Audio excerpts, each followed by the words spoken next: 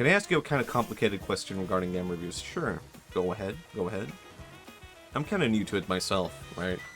So I'm still learning. I used to ride Skidoo all over the city when I was little. Nostalgia bait. I kind of want to make a video about nostalgia in the future as well. Because I feel like... I don't know.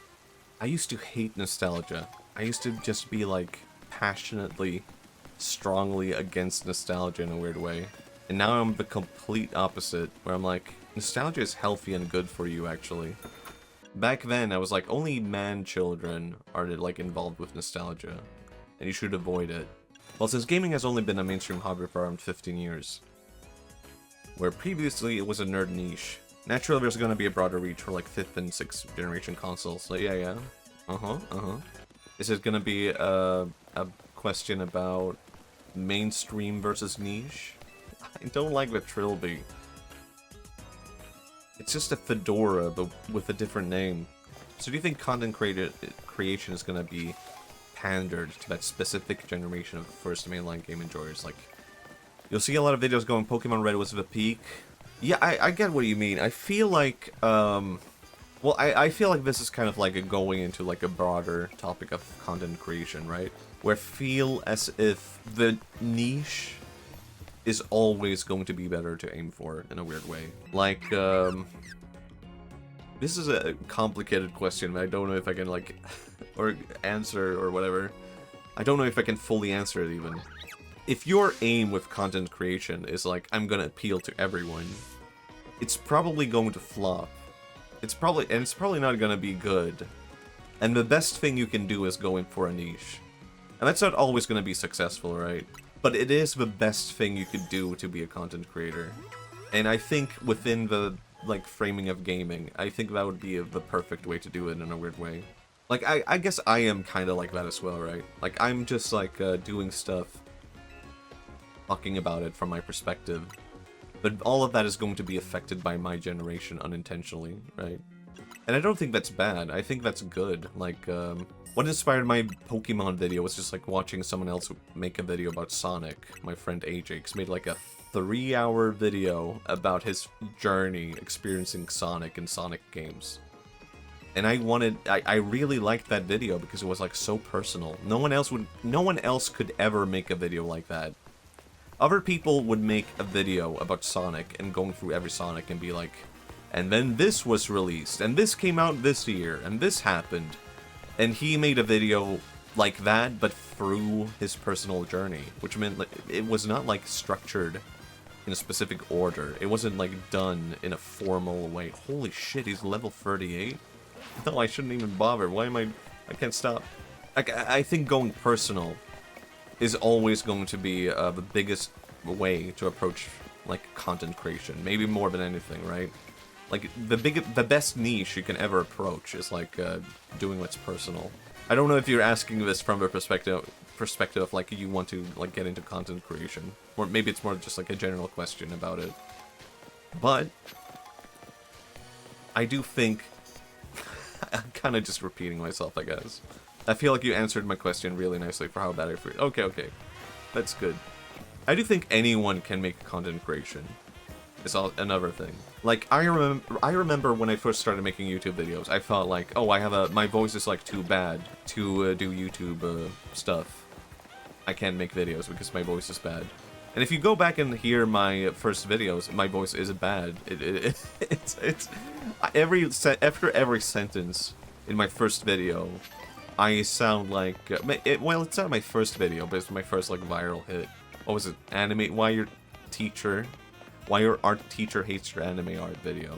After every sentence in that video, I sound like I'm about to start crying. But I do think that is also a skill. I think a lot of people are turned off by their voice, and they're like, oh, I have a bad voice, so I can't do it. And they don't realize, like, that is a skill. Because, like, you will go back and hear your own voice, and you will be like, oh, this sounds bad, therefore, I should never do it. When really, you can listen to it and be like, you know, I can, like... you can self-reflect in a weird way. And it's not really the case that, like, everyone can, like, to have, like, an amazing voice or anything like that. But you can work with your voice. Like, you can work with what works with your voice. And, like, that will always be the best also.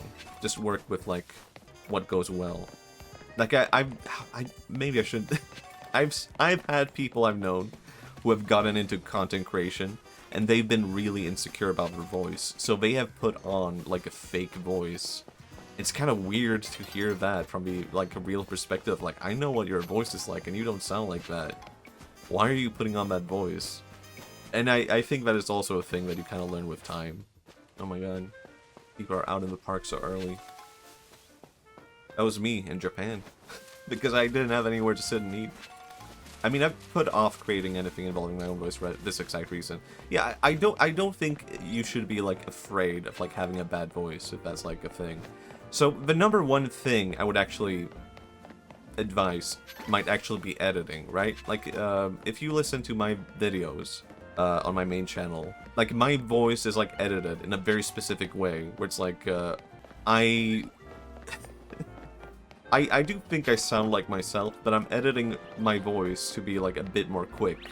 Because if you hear me now, I take a lot of, like, long pauses, and I stutter at times, and I speak a bit, like, incoherently about random topics. And all of that can very easily go away if I'm editing, and just editing with timing. I think timing is maybe the number one thing, right? Just edit your voice with timing in mind, and you can remove a lot of the things that makes it seem, like, awkward. And then work with that, and you can make it seem really natural, and people will go like, wow, he's just a normal guy. The magic of post-production. So true. Editing is, like, everything, I think, maybe. Potentially. That was the most insecure, confident sentence. It's everything, potentially, possibly. Maybe, maybe not. I don't want to, like, pump myself up too hard and be like, I'm the best. I'm only doing it from the perspective of things I like. Oh shit, I should not be fighting with you. You're like level 5. Oh my god, I should not be fighting. I forgot I had you on my team. Whoops. Oh, I picked the worst Pokemon. Oh my god, my team is terrible. I forgot to change it back. That made me think of a music producer that went mixing is more important and subsequently doesn't matter at all. Yeah, I definitely agree with that. Like, I don't really know enough about music production to comment on it. But I am very well aware of how important, like, mixing and, like, production is in music. And I think you should approach, making content in the same way, but not in the sense of, like, oh, but production needs improvement. Not in the sense of, like, it needs to sound as good as music, right? Because that's weird. Don't do it like that. It would sound really weird. However, you could do all that with the mindset of, like, I'm editing my own voice as if I were listening to music. Does that make sense? Like, you want it to actually, like, speak in a rhythm that keeps people, like, interested and invested in what you're talking about. So that might mean that at times you, like, cut yourself off in a weird way that sounds awkward. That's not how normal people talk. But it makes sense for someone listening to the video that you end one sentence and then immediately go into another. Because they don't need to, like, process what you're talking about as if they were having a real conversation. I feel that's partially voice and partially scripting yourself. Yeah, I don't know enough to even comment on what I'm talking about properly, or, like, give a proper analysis to all of this. Neither of them. Screw you guys. Come again? Saying you're not bothered by status conditions in the slightest? That's me.